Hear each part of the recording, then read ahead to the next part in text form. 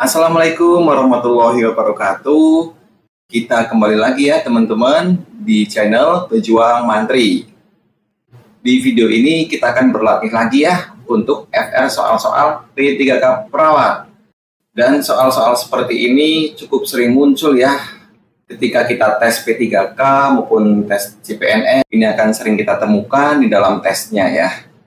Dan bagi teman-teman yang suka dengan video ini, teman-teman bisa like dan juga subscribe. Dan saya doakan semoga yang udah subscribe dan nonton video ini bisa lolos P3K di tahun ini. Saya doakan amin. Kita langsung aja ya ke soal yang pertama. Seorang perempuan umur 55 tahun dirawat di ruang interna dengan keluhan lutut dan siku bengkak dan kemerahan.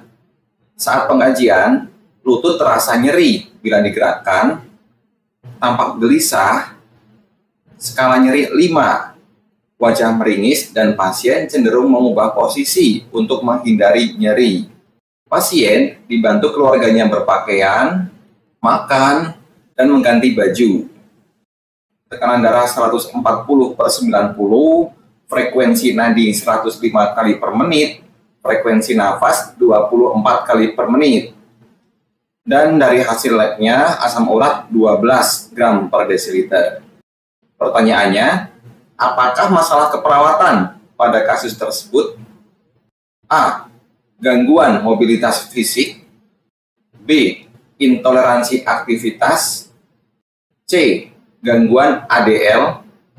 D. Risiko cedera. Atau E. Nyeri akut.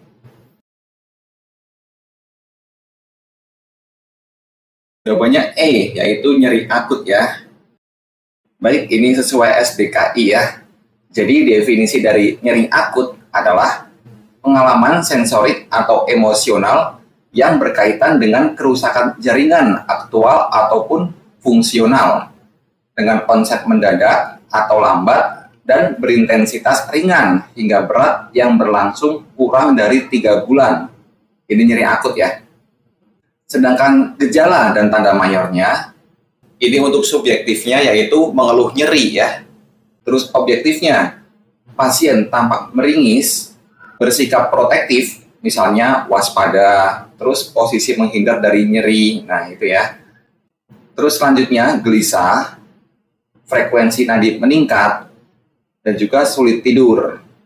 Jadi kita bisa lihat ya, data-data yang menunjang di dalam pertanyaan ini, terdapat keluhan lutut dan siku bengkak dan kemerahan. Saat pengkajian, lutut terasa nyeri bila digerakkan, gelisah, skala nyeri 5, wajah meringis, dan pasien cenderung mengubah posisi untuk menghindari nyeri. Terus juga frekuensi nadi meningkat 105 kali per menit. Nah, itu adalah tanda-tanda mayor daripada nyeri akut itu sendiri. Jadi jika kita lihat dari tanda-tanda ini udah mencapai 80% dari gejala mayor nyeri akut. Jadi untuk soal yang pertama ini jawabannya adalah nyeri akut ya. Soal yang kedua, seorang perawat terlibat dalam proses evakuasi korban di suatu daerah yang mengalami bencana gempa bumi. Perawat melakukan triase pada salah satu korban yang mengalami pneumotoraks terbuka.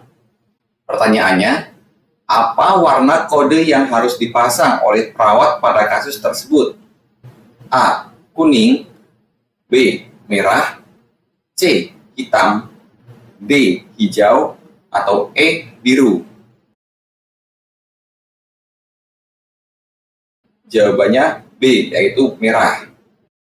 Teman-teman masih ingat ya sistem triase itu seperti apa? Jadi ada 4 warna ya, yaitu merah, kuning, hijau, dan hitam ya. Jadi dikatakan triase merah, ini kondisi yang mengancam kehidupan dan kegagalan sistem organ, atau kita bisa sebut kritis ya, sehingga memerlukan tindakan segera.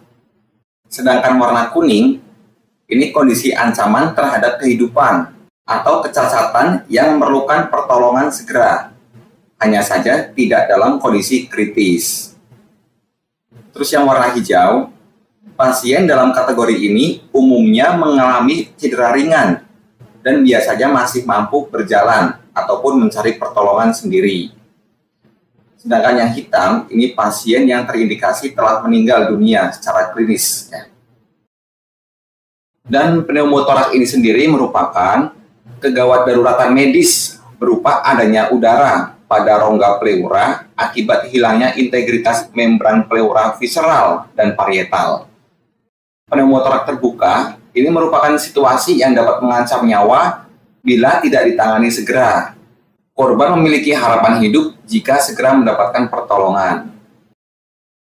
Jadi di sini triasenya adalah merah karena kondisi yang mengancam nyawa dan harus memerlukan tindakan segera ya. Baik, soal yang selanjutnya, seorang pasien berusia 50 tahun dirawat di ruang penyakit dalam karena CHF. Ditemukan saat ini terdapat VT tanpa nadi. Setelah tim Code Blue melakukan CPR, terus tindakan defibrilasi dan CPR kembali, didapatkan hasil monitor EKG berupa sinus takikardi, namun nadi masih belum teraba. Pertanyaannya, apakah tindakan yang tepat dilakukan selanjutnya oleh perawat? A. Hentikan CPR dan lakukan perawatan pasca henti jantung. B. Hentikan CPR dan berikan ventilasi 10-12 kali per menit. C. Lanjutkan CPR ditambah pemberian amiodaron 300 mg. D. Lanjutkan CPR diiringi pemberian tindakan defibrilasi. Atau E. Lanjutkan CPR ditambah pemberian epinefrin 1 mg IV. Jawabannya adalah E, yaitu lanjutkan CPR ditambah pemberian epinefrin 1 mg IV. Jadi kan ini pasien, irama awalnya kan VT tanpa nadi. Terus tim Code Blue melakukan CPR. Terus dilanjutkan defibrilasi dan CPR kembali. Didapatkan hasil monitor EKG sinus takikardi, tapi nadi masih belum teraba. Dan ini kita bisa anggap PEA ya teman-teman ya.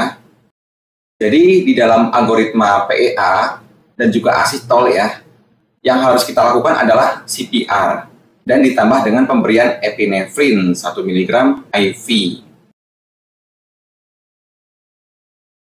Soal selanjutnya, seorang pasien 35 tahun mengalami choking sehingga tiba-tiba batuk dan sulit bicara saat sedang makan apel, serta tampak mulai kesulitan bernafas.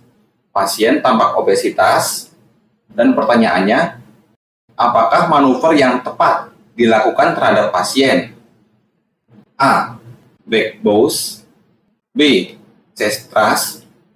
C. Finger swab. D. Abdominal thrust. Atau E. Heimlich maneuver. Jawabannya adalah B, yaitu chest thrust.